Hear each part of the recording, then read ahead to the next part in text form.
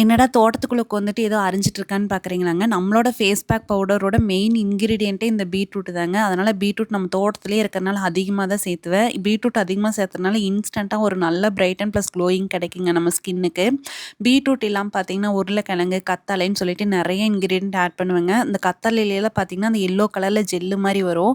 அதெல்லாம் ஒரு 4, 5 டைம் நல்லா வாஷ் பண்ணிட்டு, அதுக்கப்புறம் கட் பண்ணி வெயில்ல காய வச்சு, அதுக்கப்புறம் தாங்க ஆட் பண்ணிருவேன். ஆவாரம்பூ பிரச்சனையே இல்லைங்க. ஊர்ல காத்தாடிக்கிறது ஃபுல்லா இந்த ஆவாரம்பூ செடி தான். அதனால ஃப்ரெஷ்ஷா பறிச்சு மருந்தடிக்காத ஆவாரம்பூ நம்ம ஃபேஸ் பேக் பவுடர்ல ஆட் பண்றனால, உங்க ஸ்கின்ல ஏற்படுற எல்லா ப்ராப்ளமே கியூர் ஆகுங்க.